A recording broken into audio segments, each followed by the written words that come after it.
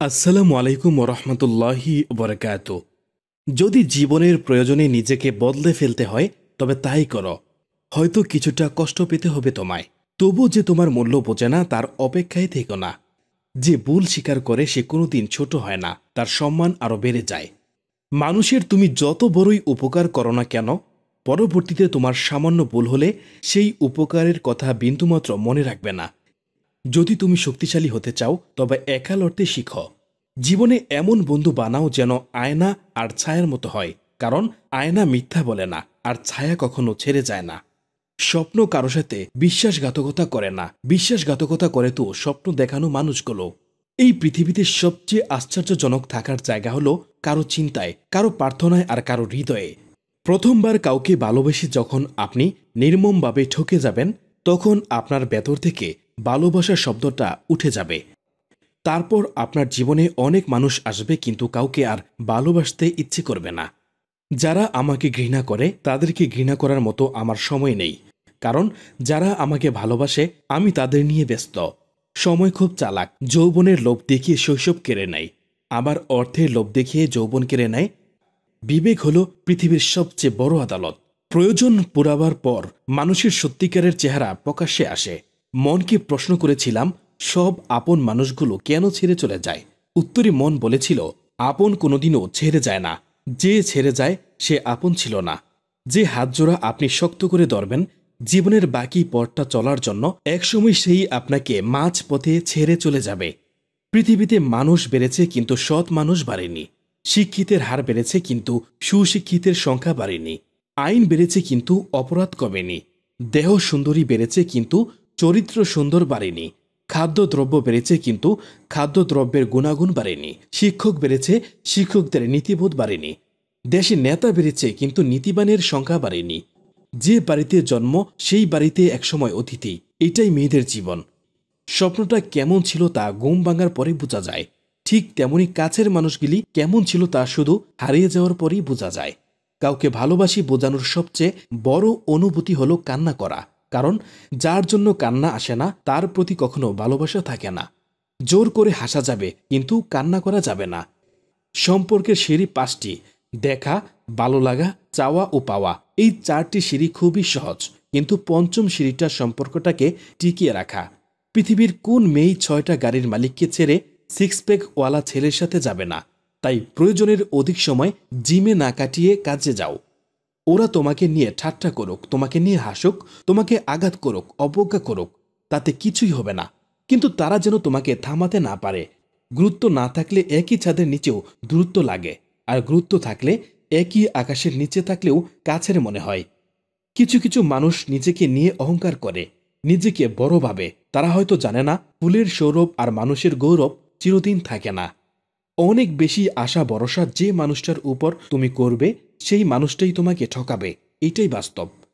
স্ত্রীকে কখনো তার মা বাবা তুলে গালি দিও না, কারণ সে সব সহ্য করতে পারলেও শ্বশুর বাড়িতে তার মা বাবার অপমান সহ্য করতে পারে না।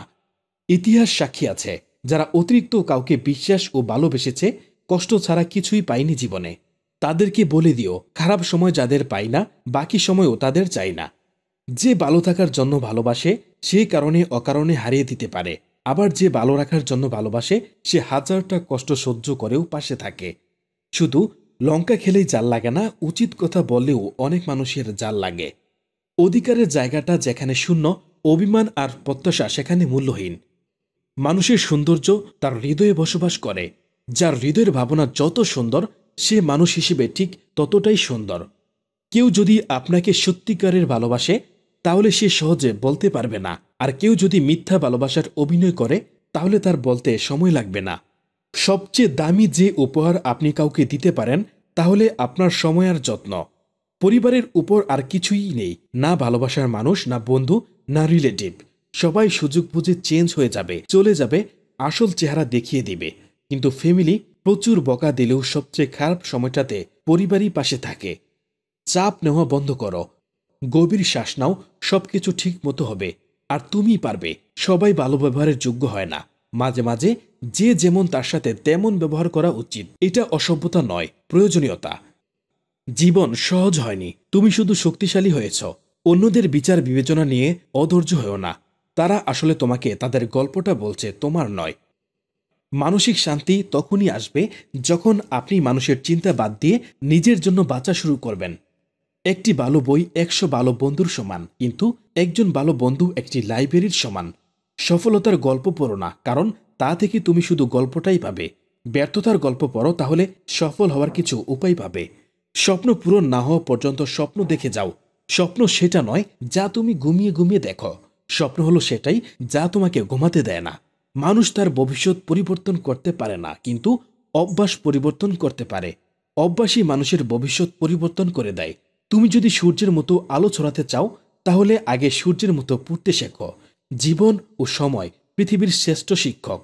জীবন শেখায় সময়কে ভালোভাবে ব্যবহার করতে, আর সময় শেখায় জীবনের মূল্য দিতে। কঠিন কাজে আনন্দ বেশি পাওয়া যায়, তাই সফলতার আনন্দ পাওয়ার জন্য মানুষের কাজ কঠিন হওয়া উচিত। প্রথম সাফল্যের পর বসে থেকো না, কারণ দ্বিতীয়বার যখন তুমি ব্যর্থ হবে, তখন অনেকেই বলবে প্রথমটিতে শুধু ভাগ্যের জোরে সফল হয়েছিলে। যারা মন থেকে কাজ করে না তারা আসলে কিছুই পায় না, আর পেলেও সেটা হয় অর্ধেক হৃদয়ের সফলতা। তাতে সবসময়ই একরকম তিক্ততা থেকে যায়। তরুণ প্রজন্মের কাছে আমার বার্তা হলো, তাদের ভিন্নভাবে চিন্তা করার সাহস থাকতে হবে। মনের ভেতর আবিষ্কারের তাড়না থাকতে হবে। নিজের সমস্যা নিজে মেটাবার মানসিকতা থাকতে হবে। বৃষ্টি শুরু হলে সব পাখি কোথাও না কোথাও আশ্রয় খোঁজে, কিন্তু ঈগল মেঘের উপর দিয়ে উড়ে বৃষ্টিকে এড়িয়ে যায়।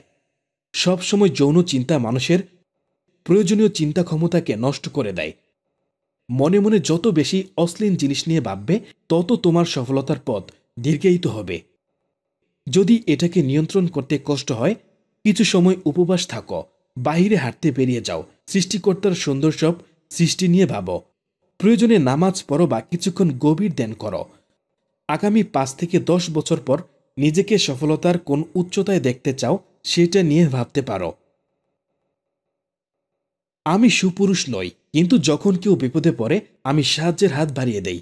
সৌন্দর্য থাকে মানুষের মনে, চেহারায় নয়।